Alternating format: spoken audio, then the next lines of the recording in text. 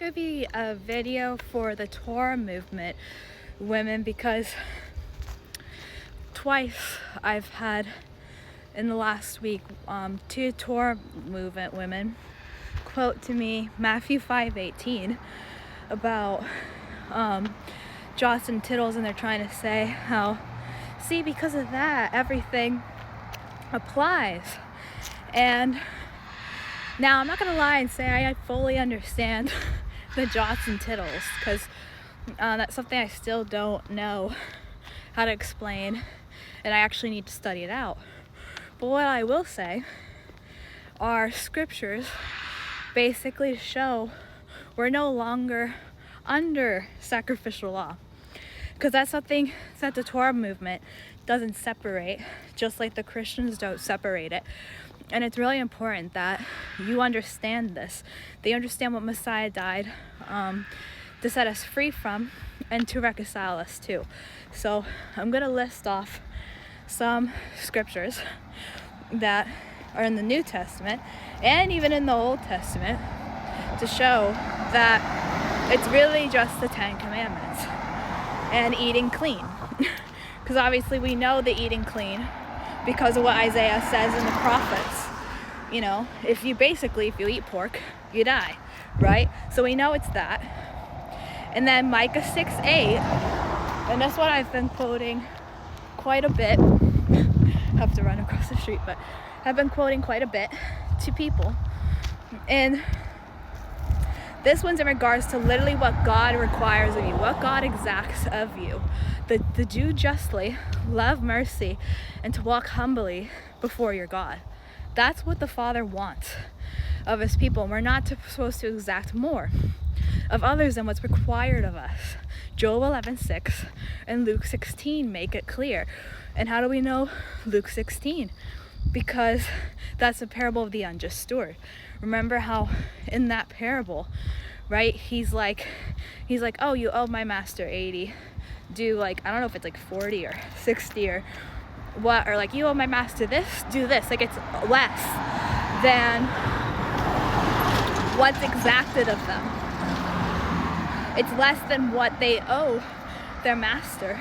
And I can't remember if it's the master or something commends the unjust steward, but someone does, where they're basically saying how, I think it's the children, I don't know if it's the children of darkness or what, then are wiser than the children of light. It's okay, what's Yeshua trying to say in that parable written in Luke? Write a check for half. So how do you write a check for half? You tell people quickly, keep the 10 Commandments, eat clean, fulfill the royal law, so not only you will be saved, but those who hear you will be saved. Okay, we can know not to do the feast yet, because the instructions in the Torah that are written for the feast show it has to be in the land on the day as a holy convocation, and we can't do it without our bridegroom Yeshua. Deuteronomy 12, Deuteronomy 16, Exodus 12:25. Trying to remember what else. Exodus 13:10, Luke 5:35, Luke 22:16 through 19, or 15 through 19. It's been a minute since I've quoted these scriptures, but that's how we know feasts aren't required. Now, how do we know about the other stuff? Well, we know that the prophets, and not just the prophets, but the other scriptures point to Messiah being our bloody sacrificial lamb. So we no longer have to offer bulls, rams, lambs, or animals for sin offerings, because if you read the book of Hebrews, especially I think it's 8 through 9 shows that. So that's how we can know, okay, that's done. Another way we can know, Daniel 9:26 through 27 shows how Messiah would be cut off in the middle of the week and put an end to sacrifices and oblations. Then we know Deuteronomy 18:15 through 19, how Yeshua was the capital P prophet who would bring Israel back to what they desired at Horeb. So what was given at Horeb? We can know it was the 10 Commandments. How do you know it's that, Mia? Good question. So if you read Deuteronomy 4 verses, I think it's 10 through 13 or 10 through 12, it talks about his covenant that was given all the way back at Horeb, where he's like, you saw no form, you saw no shape or something like that, you heard only a voice. And I think it was like even like the 10 words or something like that, and basically it's the 10 commandments. So boom, right there, another scripture that shows, shoot, really the 10 commandments. What else? Jeremiah 7:21-23. Mia, you're quoting from the prophets. Yes, I am. Why am I quoting from the prophet Jeremiah in regards to this is what we have to do? Because basically in that, what I just quoted, Jeremiah 7, it shows this is what the Father wanted. He didn't want grain offering, sacrifice, or I can't remember how it's worded. Like, that's not what he desired, but to obey his voice. And what's his voice? It's the 10 commandments. And it's like, this is something we should be happy about. Like, wait, I don't have to be under 600 something laws. No, you just have to keep the 10 commandments, eat clean. Now, what are some other scriptures, in case you don't believe me still? Well, John, I think it's 1, where it talks about grace and truth came through Yeshua, and the law came through Moses. So obviously we know Yeshua didn't come to abolish the law. That's in Matthew 5. So what is he saying? He's talking about how the Spirit of truth, Spirit of grace comes through Yeshua, right? And we know what the Spirit of truth does, helps us to be obedient to the Father. And it's given actually once you're obedient to the Father. And then it also leads you and guides you to all the truth and shows you the things to come. So right there, that's how we can know, okay, yeah, that makes sense. Right? Like, and obviously Yeshua wasn't against the law. He upheld it, which means complete. Okay, he fulfilled what was written of him.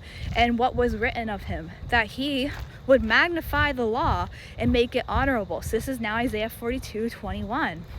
How do we know this? Because it goes back to Galatians 3:19-25. How, I'm trying to remember what it says on the top of my head, right? But basically, it's in regards to, the law that was added for transgression. Well, what was the law added for transgression?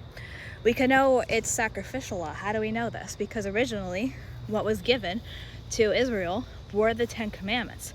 And then obviously in Exodus, I think it's 32 is when they do the golden calf. Then we see later, after that, was given more. That's when they were given the 600 something law. So for a while, they didn't have much to do, right?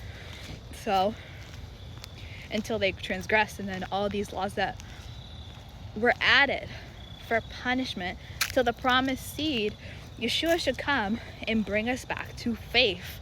And now we know faith is obedience. So what exactly is that faith Yeshua is bringing us back to? The 10 commandments, the royal law, because that's in James 2, because that's also about the faith of Yeshua. Have it without hypocrisy and partiality. How do you do that without hypocrisy and partiality? You're going to be rebuking your neighbor, right? You're going to be loving your neighbor as yourself. You're not going to be a respecter of persons. You're not going to suffer sin upon your neighbors. This goes back to Leviticus 19:11-18, and this is where Yeshua quotes, this is another one, and somewhere in the Gospel of Matthew, where, and I think it's actually in the other ones like Mark as well, where he's like, love God, love your neighbor. And obviously we know what it means to love God. You keep the commandments. So how do you love your neighbor? You're going to teach them to keep them. That's why Yeshua says in Matthew 5, great will be those who do, but least will be those who don't. And what's least? Least is outside of the kingdom, Isaiah 66:24. I'm trying to think of what else, because honestly I thought of a lot of scriptures beforehand, but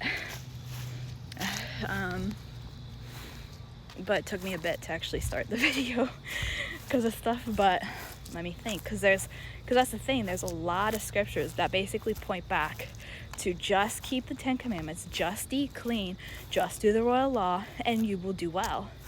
Okay, you will do well if you do those. And walk humbly before your God. How could I forget that? Be humble with the knowledge he's given you. Freely give what's been freely given to you. Show mercy, right? How do you show mercy? You tell people the truth, knowing very well they'll hate you for it, right?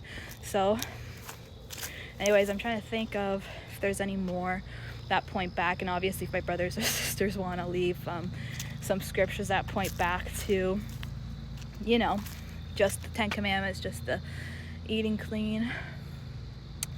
then please do that. I wouldn't mind, because like I said, I had a lot more. I feel like I had a lot more before, but it kind of like slipped my head. I'm trying to think if there's any more. I'm trying to think. I know there's more. I know there's definitely more, but it's like, if those don't like ease your mind in the sense, okay, just do what's required of me, then I don't know what to tell you. I don't know what will, because God, he made it so simple for us. Okay, we're the ones who complicate it. We're the ones who make things so much more complicated than they need to be. And I'm saying all this because I used to be a part of the Torah movement, okay? I was a part of it, not for like, praise Yah, thankfully not that long, but long enough. Like, I was doing the feast. Thankfully it wasn't like a hardcore one where it's like, you have to get rid of all your clothes and wear this and this, because even those things are like, oh, remembered now, the law is good if one uses it lawfully. So if you're not using it lawfully, then it's no longer good. So if you're putting people under burdens, like putting people under the yoke of sacrificial law, it's no longer being used lawfully now, is it?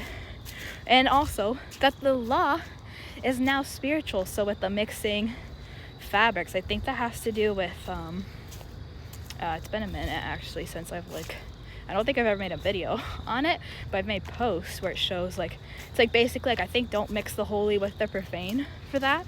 And then, for example, Deuteronomy 22:5, when it's like, okay, women, don't wear, you know, the clothes of man. Now, obviously, don't covet the appearance of man. No, don't try to be transgender. We know that goes against the law, right? Because you were made the way how you're made for a reason. But it's also spiritual, because it's about women. Don't take the authority that God gave to man and wear that yourself, and start wearing the pants, whether in a relationship or just in general with men. So those were some other ones that I just remembered. But either way, now going back to what I was saying, is God made it so simple for us to follow him and to follow his son. Like, if you just have faith in the 10 Commandments, if you just have faith in God, like put your true, like, you know, like if you just truly believe what he said, what he wrote of his son, his own son, Moses wrote of him, about bringing us back to what Israel desired, Horeb, and just keep those simple 10 commandments. And that's the thing, obviously sanctification is process, so it's not like you instantly stop sinning. It's going to take time, and you know, as you get deeper in your walk, he's going to show you more, like things that maybe were sinful you didn't even realize were sin. You're like, oh shoot, this is sin too. Like, but if you just do it, just do the simple things that's required of us all, you will do well. Just seriously, just stop putting people under burdens. Because I mean, even Acts 15, look at what, I think it was Paul, and I can't remember if it was like Barnabas or what, but like, look at what they put the Gentiles under. They made it simple for even the Gentiles, right, to repent. So how much more simple should we make it for the Gentiles? And I put that in quotes because obviously, you know, Gentiles, like, it's really just anyone who's not in covenant. But if you just make it simple for those people to repent, don't be like, all right, you have to do the feast, you have to get rid of all these clothes, you have to wear these, you have to do this. That's gonna cause people to turn away. Maybe not everyone, because obviously some people will eventually get puffed up and be like, look at me, I'm wearing my tzitzits and this and that. But it's like, you want to draw people to God.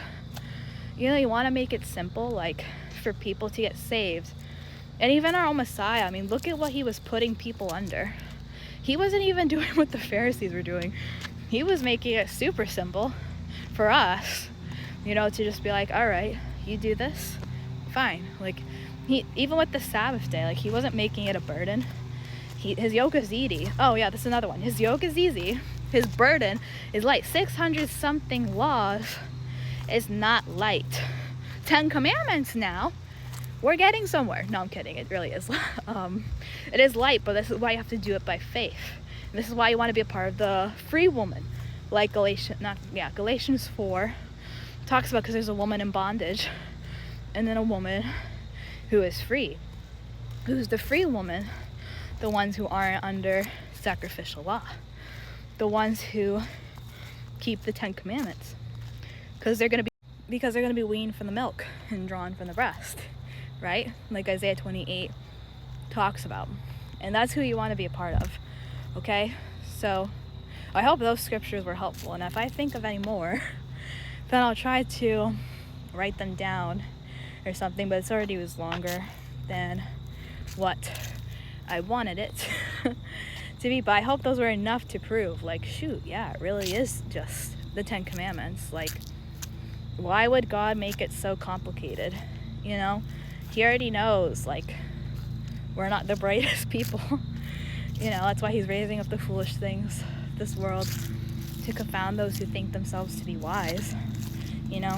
So anyways, I hope this helps the Torah movement, women. Like, seriously, just make it, you're gonna, that's the thing, you're also gonna feel lighter too when it's just less things to do. Like, oh man, just the 10 Commandments, just eat clean, do these things, teach my neighbor to do so. Wow, it's simple. Well, I mean, the royal law part isn't really as, like, I will say that's a bit more tough because, you know, you're going to be confronting people's beliefs and things like that with the scriptures.